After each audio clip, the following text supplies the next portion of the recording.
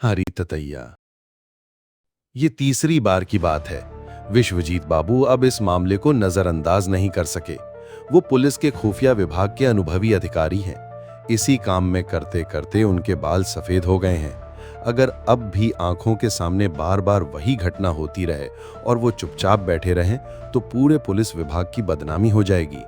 पहले private car, फिर taxi, फिर चलती ट्रेन। अपराध वही, बस थोड़ा बहुत अंतर। कस्तूर चंद घड़ियाल एक बहुत बड़े अमीर आदमी का बेटा है, बेशुमार पैसे का मालिक। शाम को मस्त हवा में लंदन से लाई हुई नई कैडिलैक कार खुद ड्राइव करते हुए क्लब की ओर जा रहा था। कुछ भी नहीं हुआ, बस थोड़ा एकांत रास्ते पर आते ही अचानक गाड़ी में अचेत होकर गिर पड़ा। सामने लोहे की बाड़ से घिरा बगीचा था, कार उसी पर जा गिरी। जान बच गई, पर अस्पताल पहुंचाने से पहले पता चला कि उसकी बाएं जेब में जो लगभग 2000 रुपए की नोटों की गड्डी थी, जिसे वो ताश की बाजी के लिए साथ लाया था, वो पूरी गायब हो गई। किसी ने उसे मारा नहीं, ना ही नाक पर क्लोरोफॉर्म लगा रूमाल चढ़ाया गया, ना कोई गाड़ी में कूदा। फिर भी क्या हो गया? ऐसा लगा जैसे कोई भूतिया घटना घट गई हो। टैक्सी चालक सरदार चुकंदर सिंह की कहानी भी बिल्कुल वैसी ही। गहरे रात को अंतिम यात्री को उसके घर छोड़कर कोई गीत गुनगुनाता हुआ वो घर लौट रहा था। मन खुश था क्योंकि पैसे वाले यात्री ने न सिर्फ मीटर के अनुसार अच्छा किराया दिया था, बल्कि उतरते समय 2 चमचमाते 10-10 के नोट भी उसकी हथेली पर रख दिए थे। शायद नशे में था। चुकंदर सिंह ने दिन भर की कमाई लगभग 150 रुपए जेब में रखकर अभी एक गीत की एक पंक्ति ही शुरू की थी कि क्या हुआ कौन जानता है। लगा जैसे कोई मच्छर भिनभिनाता हुआ उड़कर आया। पर उसके बाद कुछ भी याद नहीं। होश आया तो देखा कि कार एक कीचड़ के टीले के सामने एक तरफ झुकी हुई खड़ी है। रात लगभग खत्म हो गई है और उसकी जेब की सारी रकम गायब है। फिर ट्रेन में भी एक वैसी ही घटना घटी। फर्क इतना कि इस बार ड्राइवर नहीं, यात्री के साथ यह सब हुआ। सच में रहस्य, पर इस रहस्य को सुलझाना ही होगा। जीवन भर यही करते आए हैं विश्वजीत बाबू। क्या यहीं आकर हार मानेंगे वो? बिल्कुल नहीं। रात के 12 बजे होंगे। एक तेज रफ्तार ट्रेन बर्दवान से दुर्गापुर की ओर जा रही थी। छोटा सा प्रथम श्रेणी का डिब्बा, जिसे कूप कहते हैं। आमने सामने 2 बेंच और केवल एक यात्री, लेकिन उसकी आंखों में नींद नहीं है। हाथ में एक सस्ती सी अंग्रेजी किताब खोले बैठे हैं, पर साफ लग रहा है कि ध्यान कहीं और है। किताब लिए हुए कुछ सोच रहे हैं। सामने की बेंच पर एक अटैची केस रखा है, बस यही एकमात्र सामान। भद्रलोक की उम्र करीब 50 साल होगी। नाक के नीचे झाड़ू जैसी लंबी मूंछें और बाईं गाल पर एक बड़ा काला मस्सा। चेहरे की ओर देखते ही सबसे पहले उसी पर नजर जाती है। पहनावे में धोती के ऊपर पीले पीले रंग की लंबी बंद गला बाफका कपड़े की कोट। एक छोटा स्टेशन बिना रुके पार करते ही ट्रेन की रफ्तार कुछ कम हो गई। शायद पटरी में कुछ मरम्मत हो रही है। क्या मामला है देखने के लिए उन्होंने खिड़की से सिर थोड़ा बाहर झुकाया। तभी कहीं से एक ततैया या मधुमक्खी उड़ती हुई आई और उनके गाल पर ठीक उस मस्से के पास बैठ गई। केवल कुछ सेकंड। वो चौंक कर हाथ से उसे दबा दिया। ट्रेन ने फिर रफ्तार पकड़ ली। दुर्गापुर स्टेशन पर ट्रेन रुकते ही पुलिस का एक दस्ता उस कूप को घेर लिया। एक कांस्टेबल अंदर जाते ही चौंक पड़ा। भद्र लोग बेहोश होकर पड़े थे।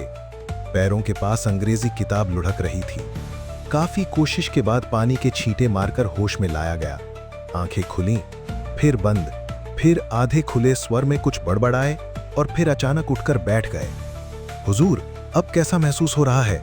सामने का कांस्टेबल आगे आकर बोला। कौन? चिरंजीव? कुछ याद नहीं आ रहा है। लगता है बहुत देर तक सोया रहा। अरे, मेरा अटैची केस कहाँ गया? हुजूर, आप सोए नहीं थे, बेहोश हो गए थे। पर कैसे हुए? रास्ते में कुछ खाया पिया था, शरबत वगैरह? बेहोश? क्या कह रहे हो? कितनी देर? मुझे तो कुछ याद नहीं। नहीं, शरबत वगैरह कुछ नहीं पिया। किताब पढ़ रहा था। फिर न जाने कब क्या हो गया।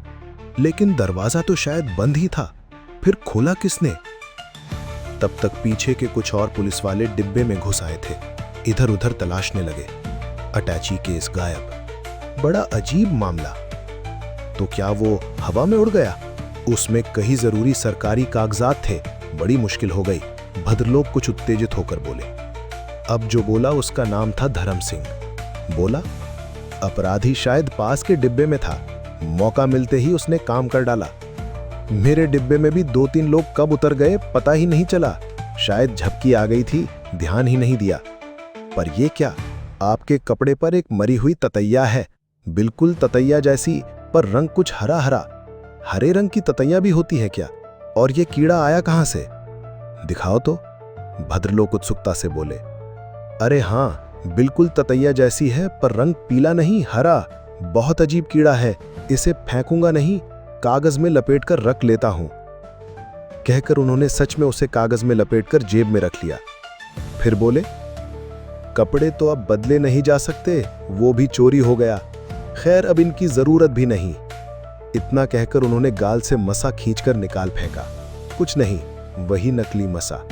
फिर रुमाल से जोर से घिसकर झाड़ू जैसी मूंछ भी निकाल फेंकी। अब पहचानने में कोई दिक्कत नहीं रही, वही विश्वजीत बाबू। इसे ही कहते हैं बाघ के घर में घुसकर रहने वाला बकरी का बच्चा। पुलिस सूत्रों से विश्वजीत बाबू को खबर मिली थी कि उन्होंने जिस केस की जिम्मेदारी ली है उसके बारे में अपराधी पक्ष को खबर लग गई है और वे उन्हें नुकसान पहुंचाने की तैयारी कर रहे हैं। इसीलिए विश्वजीत बाबू ने अलग अलग वेशभूषा अपनाई थी। कभी पगड़ी वाला दाढ़ीधारी सिख, कभी बिना मूंछ का लुंगीधारी मियां, कभी माथे का अगला हिस्सा मुंडा हुआ और पीछे लंबी चोटी वाला दक्षिण भारतीय, कभी धोती पंजाबी पहनने वाला सीधा साधा बंगाली बाबू। उनका असली पुलिसी आधा सैनिक वेशभूषा कुछ दिन के लिए छिपा दिया गया था। एक रेल डकैती की संभावना की खबर पाकर वो ट्रेन में रवाना हुए थे। किसी को शक न हो इसीलिए देसी वेश चुना गया था। भीड़ से बचने के लिए फर्स्ट क्लास चुना गया, इसीलिए कपड़े कुछ भद्र बनाए गए। चेहरे को बदलने के लिए नकली मूंछ और नकली मसा लगाया गया। उनकी पत्नी भी शायद उन्हें उस रूप में पहचान नहीं पाती। ट्रेन के पिछले हिस्से में उनके पुलिस दल के सदस्य भी थे, मगर सब अलग अलग डिब्बों में फैले हुए थे। मध्य रात्रि में ये घटना घटी। ट्रेन में कोई नहीं, वे अकेले। नींद ना आ जाए इसीलिए निकलने से पहले 2 कप कड़क कॉफी पी थी। साथ में थर्मस फ्लास्क में 2 और कप थे। बर्दमान पहुंचने पर वो भी पीकर फ्लास्क अटैची केस में रख दिया था। आपातकालीन सिग्नल देने के लिए एक शक्तिशाली इलेक्ट्रिक सीटी भी जेब में छिपा रखा था। ठीक पीछे के डिब्बे में उनके सहायक इंस्पेक्टर धर्म सिंह थे। फिर भी ट्रेन के डिब्बे में वो बेहोश हो गए। कोई शक नहीं, ये वही गुप्त अज्ञात गिरोह है। 3 बार की घटना के बाद अब चौथी बार उन्होंने फिर से कारनामा दिखाया है, इस बार और भी होशियारी से। क्या अब हार माननी पड़ेगी? अपने शयन कक्ष में सिर पकड़कर विश्वजीत बाबू आकाश पाताल सोच रहे थे। 2 दिन बीत चुके थे। गिरोह का सरगना अब तक जरूर उनका मजाक उड़ा रहा होगा और अगली वारदात की तैयारी कर रहा होगा। अब वे और भी बेलगाम हो गए हैं। क्या कर रहे हो विशुदा? कमरे में आ जाऊं? उत्तर की प्रतीक्षा किए बिना एक 30-32 साल का युवक कमरे में दाखिल हुआ। अरे निशंक, आओ बैठो। विश्वजीत बाबू म्लान चेहरे से उसका स्वागत करते हैं। निशंक विश्वजीत बाबू का साला है, हंसमुख और दिलदार स्वभाव का। कुछ साल पहले जूलॉजी में एमएससी पास किया है। एक कॉलेज में थोड़े दिन पढ़ाया भी था। हाल ही में एक अच्छी नौकरी पाकर जल्द ही अमेरिका जा रहा है। क्या बात है, शाम के समय अकेले कमरे में ऐसे चुपचाप मन मारे बैठे हो? सेजदी कहाँ है? भाभी कहाँ है? अंदर है, बैठो बैठो।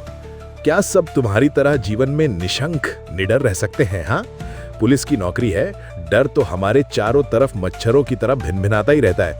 अच्छा सुनो, तुम तो जूलॉजी के छात्र हो, जरा ये चीज तो पहचान कर देखो। कहकर विश्वजीत बाबू ने दराज से सावधानी से कागज का पैकेट निकाला। निशंक झुककर देखने लगा। क्या लगता है? ततैया नहीं लगती, लेकिन क्या हरा रंग की ततैया होती है? निशंक ध्यानपूर्वक उस कीड़े को उलट पलट कर देखते हुए बोला, संभव है, बहुत ही दुर्लभ होती है। उसका एक लैटिन नाम भी है, पर बड़ा लंबा और अजीब, शायद ज़ाइलेंथेसिस अर्बोरेंडम या ऐसा कुछ नाम है। इस प्रजाति के ततैयों का व्यवहार आम ततैयों जैसा ही होता है, लेकिन इनकी कुछ खास क्षमताएं भी होती हैं। मैंने कीट विज्ञान विशेष रूप से नहीं पढ़ा, पर मेरा एक परिचित है, तुहिनानंदा, वो इस क्षेत्र में विशेषज्ञ हैं। उनके पास चले तो? तुहिनानंद नाम तो नया लगता है। करते क्या है वो? क्या पेशा है ये तो ठीक से नहीं जानता, लेकिन कीड़े मकोड़ों के बारे में उनका ज्ञान अपार है। उन्होंने तो सुना है कि एक शौकिया कीट चिड़ियाघर यानी इंसेक्ट जू बनाने का मन बना लिया है। जानवरों का नहीं, कीड़ों का चिड़ियाघर। हर तरह के दुर्लभ कीटों को इकट्ठा करके पालना और उनका व्यवहार देखना, यही उनका सपना है। शायद अब तक काम शुरू भी कर चुके हैं। अच्छा, तो चलो ना, कल ही चलते हैं। मैं भी साथ चलूंगा, पर पुलिस की वर्दी में नहीं, भेस बदलकर। तुम्हें कोई आपत्ति तो नहीं? तुहिनानंद का कीट चिड़ियाघर वाकई अजीब था। भारत में कोई ऐसा वैज्ञानिक रिसर्च के लिए कीट चिड़ियाघर बनाएगा, विश्वजीत बाबू ने कभी सोचा नहीं था। चारों ओर छोटी बड़ी बारीक जालीदार असंख्य पिंजरे थे, जिनमें तरह तरह के कीड़ों का पालन हो रहा था, खासकर पतंगे और ततैयों का। एक बड़े जालीदार घेरे के भीतर हजारों हरे ततैयों का झुंड दिखा। निशंक ने कहा, अरे तुहिंदा, आपने तो जैसे धान की खेती की तरह हरे ततैयों की भी खेती शुरू कर दी है। मैंने सुना है ये बहुत ही दुर्लभ होते हैं। इनका नाम क्या है? ज़ाइलेंथेसिस उर्बेरेंटम। तुहिनानंद मुस्कुराकर बोले, हाँ, बहुत दुर्लभ है। मैं अभी इन्हीं पर रिसर्च कर रहा हूं। और ये सारे कीड़े क्यों?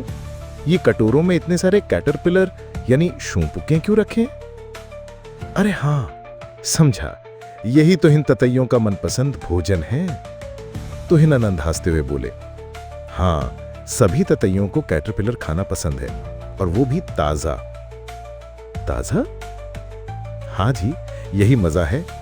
जैसे डॉक्टर ऑपरेशन से पहले रोगी को इंजेक्शन देकर बेहोश कर देते हैं, वैसे ही ये ततैये कैटरपिलर को इंजेक्शन देकर उसे अवश यानी पैरालाइज कर देते हैं। इससे कैटरपिलर मरता नहीं है, लेकिन भाग भी नहीं सकता। 2-3 दिन तक ऐसे ही बेहोश पड़ा रहता है। मतलब ततैयों के लिए फ्रिज में रखा ताजा मांस, उनका खाना तैयार रहता है। विश्वजीत बाबू बोले, अरे वाह, बड़ा अजीब तरीका है। निशंक ने कहा, अजीब जरूर है, पर नई बात नहीं। वैज्ञानिकों को यह बहुत पहले से मालूम है कि कुछ खास ततैयों में यह क्षमता होती है। अब तुहिनानंद विश्वजीत बाबू की तरफ देखकर बोले, आपको अजीब लग रहा है, पर ये तो आम ततैया भी कर लेते हैं। ये हरे ततैये तो और भी खास हैं। इनके जहर की ताकत इतनी ज्यादा होती है कि ये सिर्फ कैटरपिलर नहीं, बल्कि बड़े जानवरों को भी बेहोश कर सकते हैं। काटने पर दर्द भी नहीं होता और असर तुरंत होता है। हरे ततैयों की अजीब शक्ति का राज जानने के बाद गिरोह ने उन्हें ही अपने हथियार बना लिया था। तुहिनानंद बाबू को लालच देकर उन्होंने ततैयों का ऑर्डर देना शुरू किया, और वो सज्जन नासमझी में बिना कुछ सोचे उन्हें वो जहरीला हथियार सौंपते रहे। गिरोह इन ततैयों को ट्रेनिंग देता था, इसमें वे माहिर थे। फिर जालीदार पिंजरों में बंद करके जरूरत की जगह ले जाते थे। तरीका ये था, जैसे ही पिंजरे का दरवाजा खोला जाता, ततैया निकलकर शिकार पर जाकर बैठता, बिना आवाज किए, फिर इंजेक्शन मारता। सिर्फ कुछ सेकंड और शिकार बेहोश। फिर गिरोह के लोग पास से निगरानी करते हुए आते और अपना काम कर जाते। मोटर कार, टैक्सी, चलती ट्रेन, हर बार यही दोहराया गया। उमरचंद, गिरोह का सरगना, अदालत में सब कुछ स्वीकार कर लिया। तुहिनानंद ने भी गवाही दी। गिरोह को सजा हुई, तुहिनानंद को चेतावनी देकर छोड़ दिया गया। विश्वजीत बाबू को फिर कभी ऐसी रहस्यमय लूट की जांच नहीं करनी पड़ी।